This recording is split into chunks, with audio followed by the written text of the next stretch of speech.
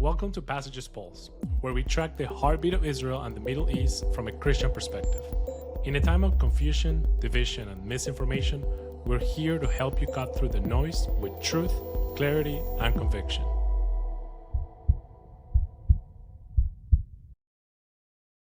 Hi everyone, welcome to the Passages Pulse. At the time of this recording, it is 11 a.m. Eastern Time. Today is Wednesday, September 24, 2025.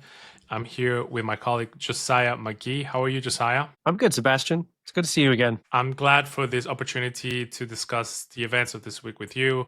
As Josiah just said, once again, my name is Sebastian. I'm the co-host of the Passages Pulse. Excited to be with you guys today. On Monday this week, we'll release a special episode with a very special guest, Elliot Abrams. If you haven't listened to that, stop. Listen to it afterwards, because I think it's a very, very educational, very eye-opening episode. And if you have the time, go read the article that is mentioned in there. That episode included a conversation about Elliot's take on the two-state solution and how, according to him, the two-state solution is dead and recognizing a Palestinian state will be a mistake. So we released that on Monday.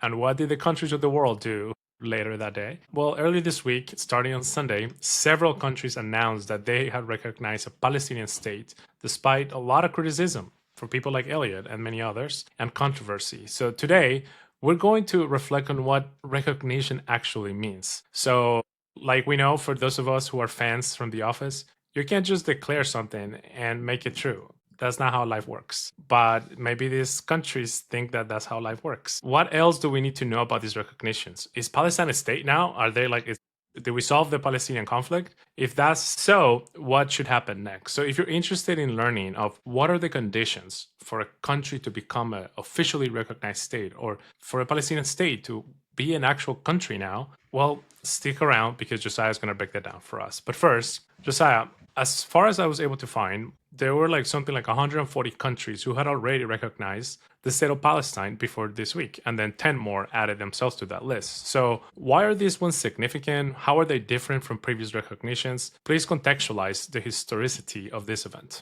Yeah, it's a great question. I'm going to throw up a map so, Sebastian, you can kind of see what countries have recognized a state of Palestine at this point. And as you can see on this map, it is the majority of the countries around the world. It already was the majority of countries around the world prior to these most recent recognitions. What makes this latest round of states recognizing Palestine, so interesting is that they are from a bloc that had previously resisted this move. So if you look at the countries that had and had not recognized the state of Palestine previously, they fell into some interesting categories. Most of the countries that had already recognized Palestine were non-Western countries. Many of them were developing nations. They belonged to a block of countries around the world that fall into those that were formed in the post-colonial era, if you will. Many of them very young states, very recently formed or recognized states. Many of them also were not, the vast majority of them were not members of the UN Security Council, or especially permanent members of the UN Security Council, Russia and China being the exceptions to that. So what makes this so very interesting is that the two countries that led the charge were France and the UK, and they sort of fly in the face of what you would expect to be key factors identifying countries that are likely to recognize Palestine. They also represent countries, or a block of countries, that have resisted this move up until this point because they are Western countries. They are developed countries, among the most developed in the world. They're not young countries or states, been around for a very long time. They are permanent members of the UN Security Council, and they're also key allies of the United States. So for these countries to take the step forward against the wishes of the United States, I might add, and the express wishes of the Trump administration, it's a very big step, because what it means is that Israel's standing globally is shifting. Support for a Palestinian state is shifting, not just from countries who are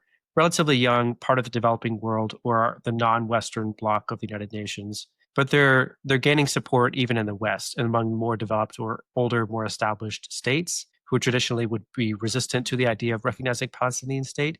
That means that Israel's standing is declining globally. I think it's a significant shift for Israel in terms of its diplomatic standing around the world.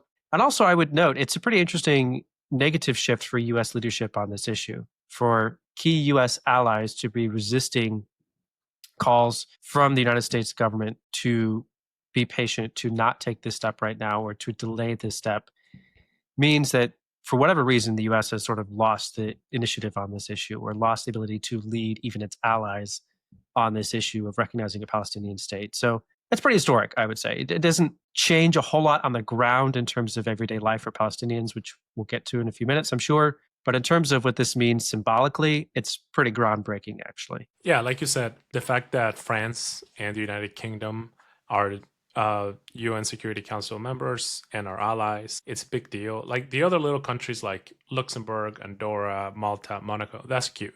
But I think it is a big deal that the UK and France have recognized the state of Palestine. But are all Canada and Australia. I mean, the number of like largest countries which are key U.S. allies was there's quite a few. It wasn't just small countries. It was sure. actually I mean, Portugal led too. by Portugal's a core influential. block of large countries with some global influence. But guess what? Look at the map. We still got Greenland. So shout out to Greenland sticking around.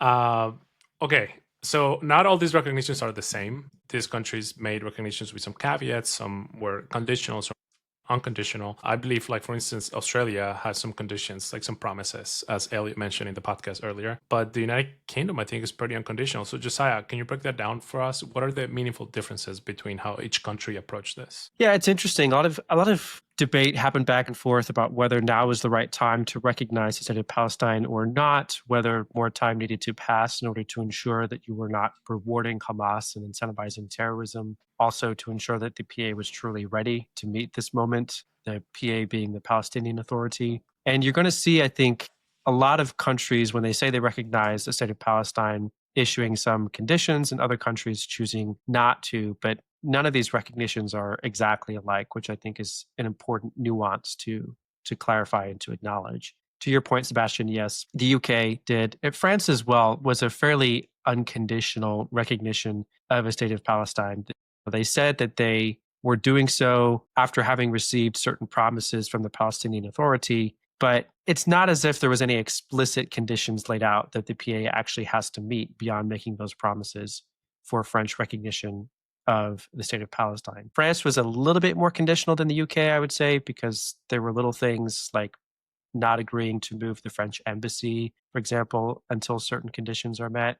But in terms of just blanket recognition of a Palestinian state, both of those countries were relatively unconditional recognitions of the state of Palestine. There are other cases, Australia being one. A few other countries I thought were very interesting. Some of the smaller countries like Denmark, Belgium, Italy, and Canada are also fairly large players actually on the international stage. And it was interesting that these countries didn't all have the exact same set of conditions, but there was some combination of conditions that they laid out for the recognition of a Palestinian state, which would include some combination of disarming Hamas and excluding them from a future Palestinian state, returning the hostages that Hamas is currently holding, reform of the Palestinian Authority, both of its corruption and the need to hold elections, and support for violence, things of this nature. So not every country is just writing a blank check to a Palestinian state necessarily, which is a good thing. It's important that at the very least there be some conditions laid out, especially if you want the Palestinian state recognition to be anything more than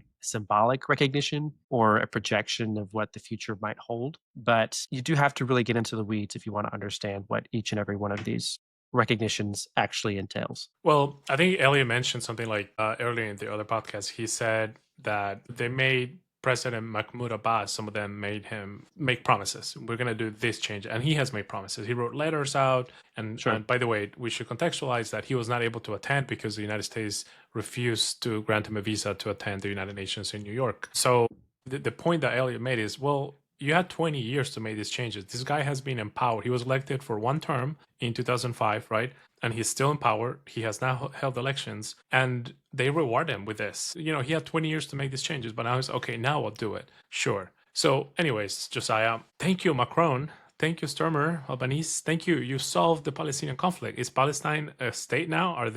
Is this done? What happens now? Yeah, this is where it gets really interesting, Sebastian. So to your point earlier, it's not as if you can just declare something to be true, snap your fingers, and all of a sudden it is true. But there's a couple of things that I think we have to unpack if we want to ask ourselves the question, is this purely symbolic? Is this a statement of intent regarding the future of Palestine? Is this reflective of the current reality that Palestinians are living and the way that they're being governed? We do have to, I think, get into the weeds a little bit here. So if you'll just bear with me, I think there's a... Yeah, guys, listen up. This is important. Go ahead. Yeah, there's a good foundation, I think, for us to have this conversation.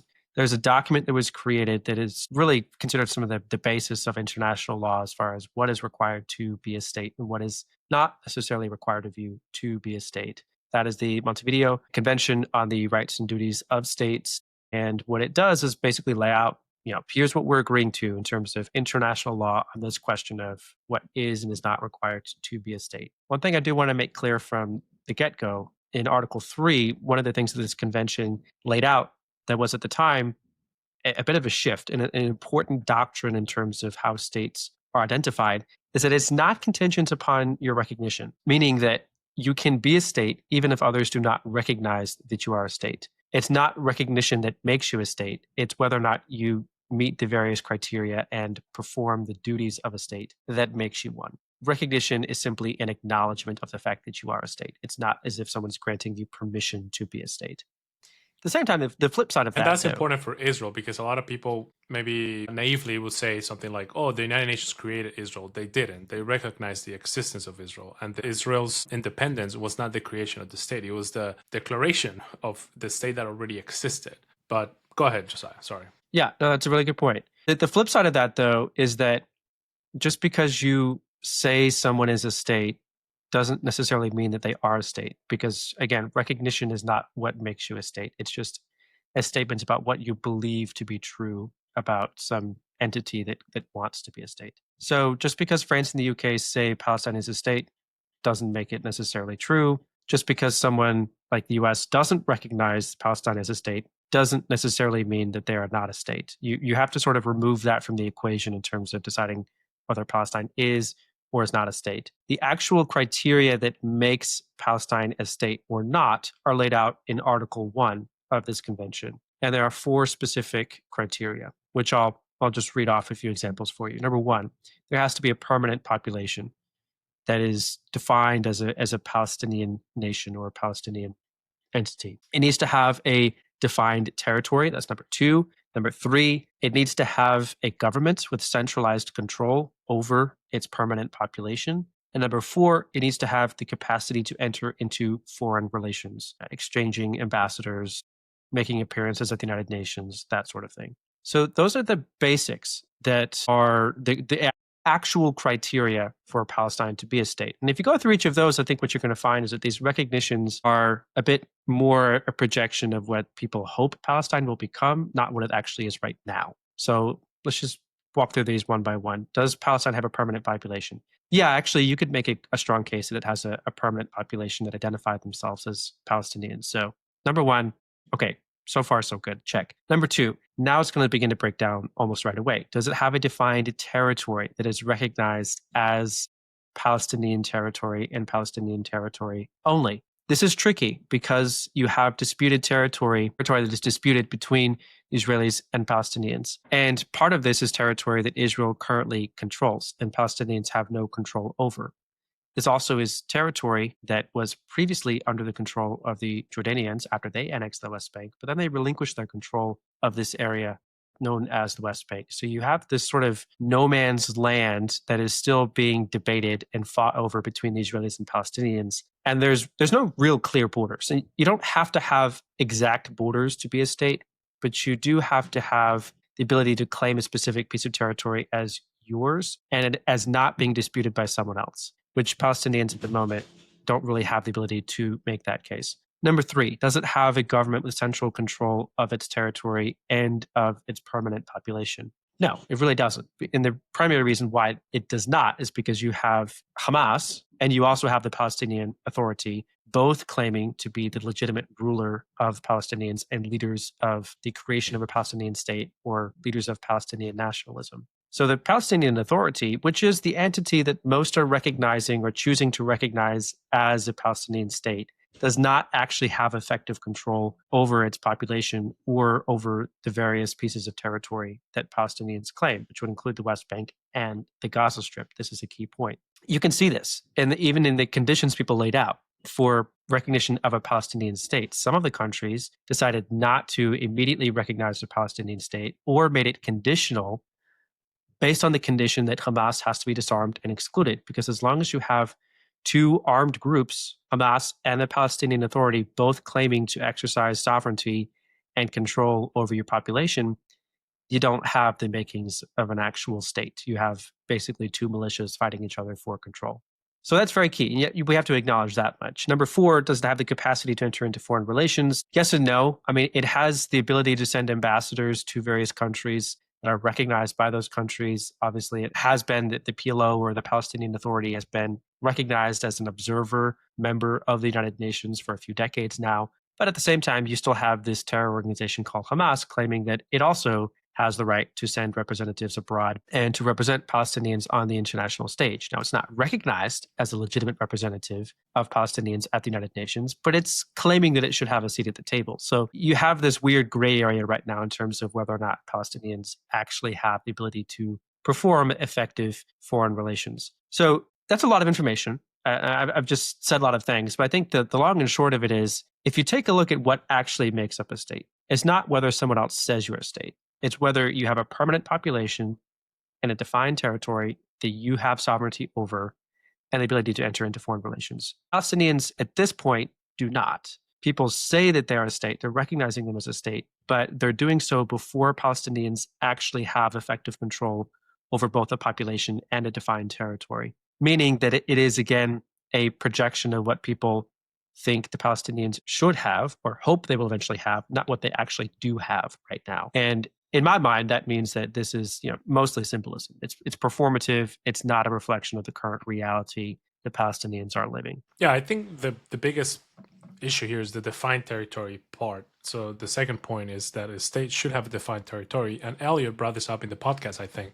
He mentioned that it's incoherent, it's incongruent to say, from the United Nations point of view, that we're going to recognize a Palestinian state, while at the same time, the United Nations has declared that Israel has an occupation of the West Bank. So you can't have both. You can't say this territory is occupied, meaning it's not sovereign because it's occupied by another state, and say that this territory at the same time is a state. So it's incongruent, it's incoherent, and it just shows that this is, like you guys said, this is just political theater. It's just for show. So, well, let's keep going. I want to ask you, how should the states now, so the states that just recognize Palestine, how should they proceed? So if you're serious, and this is not just a photo op, what would be the next steps when a state recognizes another state and establish diplomatic relationships as sovereign states? So, I mean, the next step in a perfect world would be fairly simple. You send ambassadors, you choose a location for your embassy, you set up formal diplomatic relations with that country, and you begin talking about the various ways you might deepen your relationship through avenues like trade, for example. The problem is the Palestinians are not quite there yet. And so there's a few steps that would necessarily need to come first in terms of thoroughly establishing the Palestinian Authority as the actual authority governing Palestinians. So a few examples of things that I think, if these states are serious, France and the UK are actually serious about this, Canada, Australia, and all the others, then they're going to need to take some steps or demand that some next steps happen in fairly short order. A few examples of this. Number one, Hamas needs to be out. You can't have two armed organizations claiming to both govern the Palestinians at the same time. And in a state of, let's call it a cold civil war for the last 20 years, essentially, you can't have that and expect the Palestinian Authority to actually step into a leadership role. It would be required to govern a state for Palestinians. So Hamas needs to be forced out, it needs to be disarmed, and it needs to be very clear that it's to be excluded from and is not a viable competitor to the Palestinian Authority for leadership of the Palestinians. Number two, second example I thought was very interesting. I saw something on X earlier this week or even last week, I think, from Richard Goldberg, which I thought was really quite interesting. He's making the comment that UNRWA also needs to be on the way out fairly quickly. And that may not necessarily make sense in terms of why we're having this conversation about UNRWA right now in light of everything else going on. Seems like it's kind of a niche issue. But Think about it. UNRWA is the UN agency which is designed to basically care for and responsible to care for Palestinian refugees. Now, the basic argument for UNRWA is that it needs to exist to care for them until there is a permanent solution for their care, until there was a Palestinian state for them in which they could live and a Palestinian government that could care for them instead of the international community. If a Palestinian state really does exist, if the Palestinian Authority really is effectively responsible for all Palestinians and has sovereignty over the territory that is meant to house them, UNRWA should not be taking care of Palestinians. The term Palestinian refugee is a bit of a misnomer at this point if a Palestinian state does actually exist. Why is UNRWA operating in Gaza? Why is it operating in the West Bank? These people are not refugees any longer. They are citizens of a Palestinian state that apparently has a defined territory that's been recognized as Palestinian, meaning that the international community is not responsible for these people anymore. Palestinian Authority is. If the international community thinks that it still is responsible, then that is an implicit admission that the PA is not actually responsible for Palestinians. It has no effective control over its territory or its people, and that a Palestinian state should not have been recognized. So you're going to have to start having some hard conversations about how to phase out organizations like UNRWA, or at the very least, change their mandates. The definition of what they do is no longer serving refugees, but helping the Palestinian Authority care for not its refugees, but its citizens. The next thing that I think is also important to keep in mind is that obviously the PA reforms are going to be a must. We've already touched on this a bit. They've made promises, but they have to be held accountable to actually fulfill those promises if it's actually going to step into the type of leadership role that is necessary to govern a state. The last thing I want to mention here is that the PA has recently reiterated, which is good, its commitment to recognizing Israel, coexisting alongside Israel. But one of the things that Elliot said earlier this week is that there is a lack of confidence within the U.S. administration or within previous administration officials, both on the Republican and Democratic side of the aisle, that Palestinians actually mean to coexist permanently, and that recognition of a Palestinian state is not just a means to an end, the end being a one-state solution, in which Israel does not exist. And so the PA has to make very clear that a two-state solution means a two-state solution, and they're not going to make more and more demands in the future that would eventually result in a one-state solution that erases Israel. Part of that is that they're going to have to accept that Israel has sovereignty over itself, its own territory, the state that it has created. And that's going to create, I think, some pretty sharp conflict over issues like the right of return. Is the Palestinian Authority responsible for Palestinian refugees? Or is it going to try to continue making the case that it should abdicate responsibility for those refugees and demand that Israel accept those refugees back into Israel or the territory that it has sovereign control over? It's going to be a very serious issue moving forward. It has to be solved fairly quickly in terms of how serious are we about the Palestinian Authority actually being responsible for Palestinians and the territory that we've set aside for Palestinians actually being theirs, and that being the permanent territory that belongs to Palestinians, and not allowing for a conversation that would demand more and more accommodations from Israel in terms of care for refugees or giving territory to Palestinians via the right of return. So it's a serious problem, but I think these are the kinds of issues that, again, if you really want to force the issue, you have to solve these problems. You can't just walk away from some of these issues that are still very real and very much on the table. Yeah, so that's how the states should, if they want to be coherent, how they should respond now that they have done this, that they have recognized the state of Palestine. I have a prediction. I don't think any of this is going to happen. But Israel could do something about it. So Israel, they could respond to this. They're looking at the whole world. I think this is truly historic because, it's about to be 2 years in a few weeks of the greatest slaughter of Jewish people since the Holocaust. And also, let it not be missed that the United Nations got together to recognize the state of Palestine on Rosh Hashanah, on another Jewish holiday. And this is the Jewish people, this is the message they're getting from the world. We don't care that Hamas killed more than 1,200 of your own people, that they committed the largest killing of Jews since the Holocaust. We're going to reward Palestinian leaders with the statehood. So Israel could get the message, okay, this is how the world is, this is how the world has been, and they understand that. So how could they respond now? What are some things that the Israeli government could do after this? The biggest response that's on the table right now is to lean into the sense of isolation that this does create for Israel, that they're sort of being excluded from the conversation about what should be done to support Palestinians, and begin making their own moves without waiting for approval from the international community. And the basic logic that is supported to a certain degree. There's some reporting out there that the Trump administration has more or less told Israel, it's not a bad thing if you choose to take unilateral action right now, because the international community is effectively taking unilateral action or excluding you from this conversation. And what that means, unilateral action, basically is code for more than likely annexing some part of the West Bank and claiming it as sovereign territory that belongs to Israel. This is a really interesting question, and I'll show a map or two again here because I think it is helpful to visualize what's going on here and why is this part of the conversation.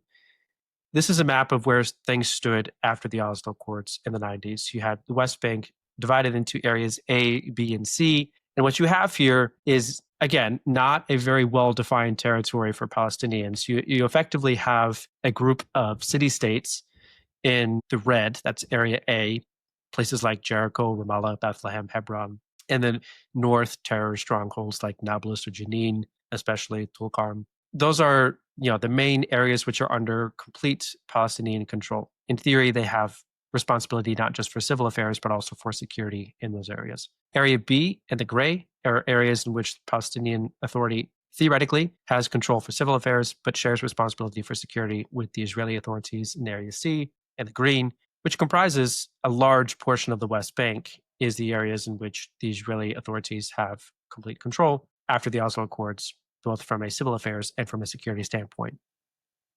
In Area C is where most Israeli settlements are also being built typically, or I should say legal Israeli settlements under Israeli law, at least, are built in Area C because that's where Israel has control. And part of the argument coming out of certain members of Israel's government right now, especially if you go to the more far right end of the Israeli cabinet, is that Israel should basically just annex Area C. Just take the 82% of the West Bank roughly that Israel currently controls and say that we're going to hold on to it and we're not going to give this to the Palestinians because they don't control it. They never have. We do right now, and so we're going to keep it. That would be pretty devastating to the two-state solution, and is something that Palestinians in the international community have argued against for some time, because that would essentially do is divide the West Bank or Palestinian areas of the West Bank permanently into a set of city-states and not into a contiguous territory. Now, there's been some promises that, similar to the way that Israel had suggested in the past, they might be willing to connect Gaza and the West Bank via some special highway for Palestinians, that perhaps you could do the same thing in the West Bank. You can connect the different Palestinian areas of the West Bank via a special highway that's reserved for Palestinians and make sure that they're able to at least access different Palestinian cities. But it wouldn't be a contiguous territory. It would be difficult to call that a state, more so a confederation of city-states. And that's not something that Palestinians have been willing to accept in the past. It's something that also has drawn some international criticism. But Israel's take on this, again, is if the international community is going to take this step of recognizing a Palestinian state after October 7 and before serious reforms have taken place, maybe we'll just take our own steps and go ahead and take the initiative on this issue. Now, that's been discussed, but there's been some strong hesitation within Israel on that point. So I don't want to give the impression that this is about to happen imminently. I'll get to why there's been some hesitation in a moment. But the other thing that has been moving forward a little bit more so is this idea of continuing to build settlements or approve new settlements in the E1 area, which is an area which you can see here on the map, it's sort of east of Jerusalem. It's meant to connect a large settlement block, which you can see even just further to its east, with Jerusalem, and basically expand the municipal footprint of Jerusalem out towards this large settlement and unite the settlement with Jerusalem. In practice, what it would also do is further the process of sort of cutting the West Bank in half. And it wouldn't totally cut off all Palestinian cities in the north from those in the south, but it would effectively make it more difficult for them to reach each other and move the ball in the direction of some sort of annexation of West Bank territory in the future. Again, this sort of like 80% proposal that is on the table right now. So that's what's actually happening. Again, there's some pushback to formal annexation. And the reason why there is some pushback to formal annexation really just comes down, I think, to the alliances that Israel has been trying to build in the region recently. So the Abraham Accords are on the table right now. Again, an expansion of them, yes, but also trying to maintain the existing network of alliances that Israel formed during the initial signing of the Abraham Accords. So the United Arab Emirates, for example, has come out saying, don't do it. Do not annex West Bank territory. That was one of the conditions for us signing the Abraham Accords in the first place. If you do it now, it would have serious consequences for our relationship, which is just beginning to really gain some momentum. We don't want to lose the positive benefits. You don't either. So just don't do it. Don't go there. The Saudis have also made it very clear that this would be a pretty strong blow to any hopes for a Saudi-Israeli peace deal in the near future. The Israelis don't necessarily want to give up on that. They don't want to lose friends like the United Arab Emirates. They don't want to lose the prospect of making new friends like the Saudis. Even Indonesia at the United Nations, I don't know if you saw this, Sebastian, didn't recognize Israel, but it was the first time that an official, in this case, the president of Indonesia, had said such positive things about the need to eventually make peace with Israel in order for peace to exist in the region. So there's opportunities out there that you don't want to pass up, but at the same time, Israel has to figure out, how are we going to navigate these various security challenges that might occur in the West Bank if we're not able to continue exercising control over those portions that we currently do, weighing those against the cost of making or losing new friends around the Middle East, especially at a time when Israel wants to capitalize on all of its recent victories. That's a complicated question for Israel to answer right now. Yeah, and the Prime Minister of Indonesia, the largest Muslim country in the world, ended his speech by saying shalom, and he talked about the importance of respecting Israel's security. So we'll keep track on this, on how Israel responds. Just so you guys know, just to remind us, the name should be tracking is the Finance Minister of Israel, Bezalel Smotrich. He's the one who's been pushing for this annexation, and Netanyahu is not opposed to it. He's kind of supporting that as well. So we'll follow that. Okay. So we talked about what happened. We talked about what these countries should do now that they have recognized the state of Palestine, if they want to continue the logic next steps. We talked about how Israel can respond to this as well. Now, let's talk about us. The blessing of this podcast is that we as Christians, I was reminded this morning by another podcast by Dr. Albert Mohler. He talked about this issue as well. And he said, the nations rage. The nations are raging right now, and they think that they're in charge, but we know who is in charge. God is sovereign. And even friends, I'm full of rage, and I think I'm about to go on a little rant. But let me ask you first, Josiah, how should we Christians respond to this news as the United States government decision not to recognize Palestine? This president decided not to do it. The next president could. President Ocasio-Cortez would do it in a heartbeat. Yeah.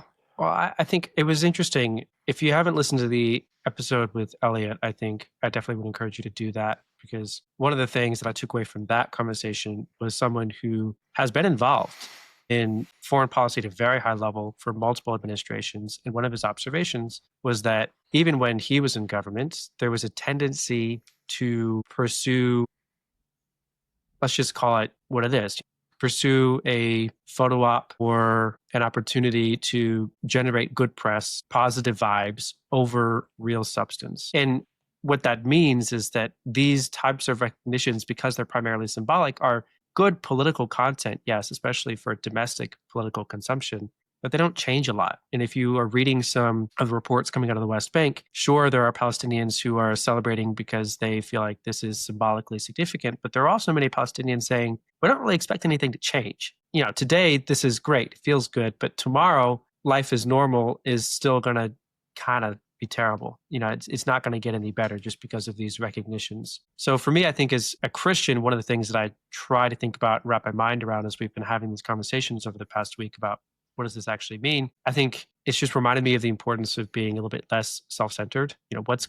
Thinking less about what makes us look good or what makes us look as if we're on the quote unquote right side of history, more about what's actually the right thing to do. What's actually going to help people? What's actually going to make a difference in their lives? And sometimes those two things are not the same thing, and we have to choose between them. I think right now, it certainly appears as if a lot of people are choosing what looks good over what actually is good for Palestinians, choosing the optics over the substance, the style over substance. And I think that's a mistake. I think we have to really wrestle that as Christians, what our moral responsibility is in a situation like this. I also think we have to be willing to understand and recognize that Palestinians do have some very real concerns, reasons why they are concerned about the need for a state, but also concerned about who would govern that state in the future. It's important for Christians to continue advocating for better leadership among Palestinians, to continue praying for better leadership to come from within Palestinian society, because without it,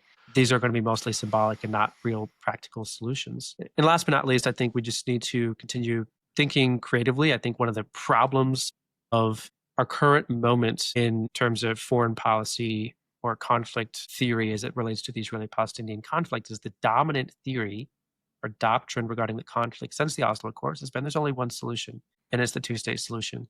But at the same time, that ignores a lot of the facts on the ground, that you don't have one Israeli state, one Palestinian state, or one Palestinian entity. You have one state of Israel, and you have at least two Palestinian entities in two territories that are not connected to each other. A two-state solution is just not realistic at this point.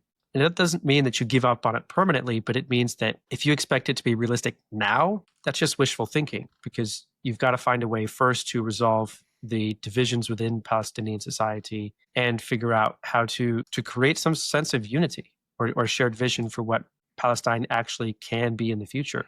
I think that requires a bit of creative thinking, willingness to challenge some of our own assumptions, and just be better, frankly, about the way that we think about this issue. I mean, it's just gotten to a point where it's comfortable to lean on the two-state solution and to say we're not going to accept anything until the two-state solution, everyone else accepts the two-state solution. But at some point, you do have to take a step forward and recognize it's just not realistic right now. But you can't sit back and allow conflict to continue to fester and suffering to happen. You do have to be more proactive. Right now, that means thinking outside the box. And so I think that's what I would encourage more Christians to do. Yeah, and Dr. Eli Abrams mentioned that the confederation of a Palestinian entity into a Jordanian country, for instance, could be one of the solutions. So if you haven't listened to that podcast, we hyped that up a lot. Please listen to it. Read his article if you can.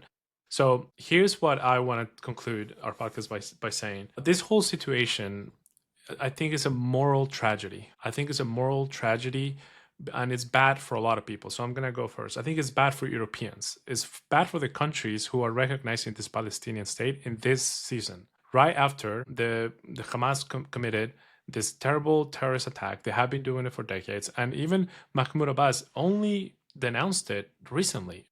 Only recently. He has been quiet for almost 2 years, kind of ignoring it. I think it's bad for Europeans because I really think they're rewarding terror. Basically, these Palestinian terrorist leaders committed these atrocities, and the European states are like, okay, we're going to reward you. And Hamas has taken credit for this. They're saying it's because of what we did that the Europeans are recognizing the Palestinian state.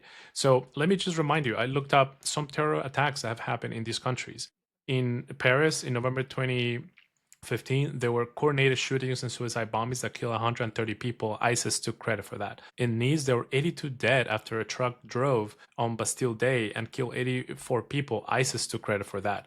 By the way, this whole thing of ramming cars into people to kill, that is an invention of Palestinian terrorists. They're the ones who came up with that. There have been shootings in Paris in 2017, killing police officers. Let's move to Belgium. There was a suicide bombing at the airport in Brussels, killing 32 people. And let's go to London. In 2005, there was a bombing in the tube, in the metro system there, killing 52 people. There was a bomb at the Ariana Grande concert in Manchester in 2017, killing 22 people, injuring more than 500 people. So these countries that I just mentioned are countries that have been victims of Islamic terrorism. And what they've done is rewarding Palestinian terrorism with recognition of statehood. I think this is a really bad message. This is as if on 9/11, after we were attacked by Al-Qaeda, then these countries would have gone around and recognized the sovereignty of Al-Qaeda over Afghanistan or whatever. Or like the day that ISIS did this attack in France, France would have turned around and said, okay, we recognize the Islamic State in the Levant. This is a moral tragedy, and I think it's bad for Europeans because of this. And one day, God forbid, there will be another terror attack in Europe, and they're going to look really bad to their people because they're rewarding terrorism today, and they could be the victims of terrorism tomorrow. I think it's bad for Palestinians. And this is a big point that I want to make in this podcast, friends. I think the West has been cuddling the Palestinian mindset for decades. They create this two system in the world where all the conflicts in the world get this much attention, but the Palestinian issue is the biggest issue that everybody has to care about and is the most righteous and the most important issue in the world. And it's not. Let's just be like, there are other conflicts in the world, in Ukraine, Russia, India, Pakistan, in South Korea, North Korea, in Africa. There are all sorts of conflicts in sub-Saharan Africa as well. But the world is obsessed by the number of UN resolutions that are declared about this conflict. And also by, you mentioned earlier, there is one agency that handles all refugees from the entire world. And there is another one, especially just for the Palestinians. So I think the West has been telling the Palestinians that you're special, you're different. And it has cuddled their mind into bad leadership. Dr. Elia Abrams mentioned that we got blessed with great leaders like George Washington. My country, we got a great leader like Simon Bolivar who gave us independence. But the Palestinian people have been cursed with terrible leaders like Yasser Arafat, Haj Amin al-Husseini, and now Abu Mazen, Mahmoud Abbas. They have had terrible leaders. And I think this is bad for Palestinians because it's teaching them that the way that you get recognition in the world stage is by killing Jews. So let me move on to the next one. It's bad for Israelis. Israelis, in the wake of the second anniversary, October 7th, they're seeing the world turn against them. And like, even when their people are being killed, their hostages are still being held in these tunnels. And these countries don't care about it. I think it's telling Jews, the world doesn't care about you. And I think that's heartbreaking. And finally, I think this is bad for Muslims and Arabs in the region as well. Let's just take, for instance, Saudi Arabia. Saudi Arabia is a powerful, rich country that could pair up with Israel and use their wealth and Israeli intelligence and just run the world. But they have put the Palestinian issue ahead of their national interests. MBS, Mohammed bin Salman, has said that he wants to normalize relationship with Israel, but we have to take care of the Palestinian issue first. And I get that. He's a king. He doesn't want to lose his kingdom over this Palestinian.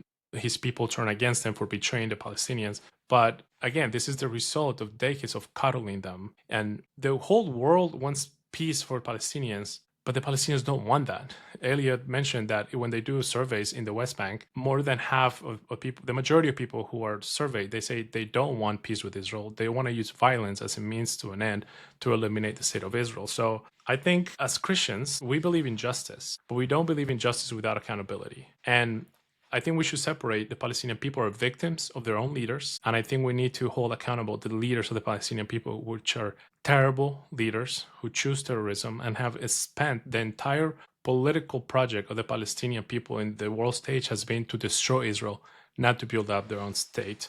So I said all this to say, we should pray that Palestinian leaders would want peace as much as the world wants them to have peace. Everybody wants Palestinians to live coexistence, the two-state solution. Everybody believes about this two-state solution around the world. The problem is Palestinians don't believe in that. So we need to pray that the leaders will change their hearts, that God will change their hearts, that the church will go out. The gospel is, of course, the solution to this, that people will repent and give up terrorism, give up these terrestrial projects for their own interests and to pursue peace, because blessed are the peacemakers. So Josiah, thank you for allowing me space to rant about this. I'm truly enraged by this. I think this is a tragedy because it's not gonna, like, I think you just said as well, it doesn't help Palestinians. And I think Palestinians, because they're made in the image of God, they deserve to live in a country, with people, in a society where truth and justice and life is celebrated, not martyrdom and jihadism. So let us pray that the Lord will do a miracle so the Palestinians would want to live in peace as much as the rest of the world wants them, because they don't want that right now. My rant is over. Thank you, Josiah. Could you please close us out? If you have any comments, if you have any reaction to that, I'd love to hear that as well. Sure. Yeah, I think I don't want to drag this conversation out too much. I think I would quibble maybe with a little bit of the characterization about what most Palestinians want. I think it's true that there is a pretty sharp divide and a majority at the moment that would prefer not two-state solution. I don't think that necessarily means that a majority of Palestinians are pro-violence or terrorism. Polling is a little bit more complicated than that. But the fact of the matter is that Palestinians, they themselves, don't believe that this is going to work, that this is an effective solution, or that it's actually going to make their lives better for whatever reason it may be. And we have to take that into consideration. I think forcing this to happen when it's not a realistic end to this conflict makes us feel better, but it doesn't actually help. That's a mistake in my mind. We need to do better and be better than that, in my humble opinion. So I appreciate the opportunity to talk about this with you, Sebastian.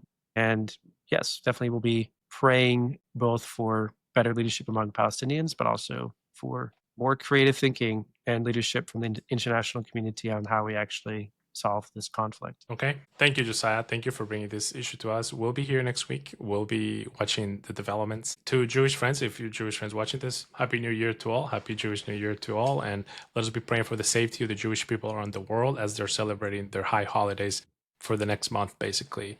So thank you so much for watching, and we'll see you next time in the Passages Pulse. Thank you for listening to this week's episode of Passages Pulse. Help us grow this community by liking, sharing, and subscribing. If you like this week's episode, let us know by leaving a comment below. This podcast is a project of Passages Israel.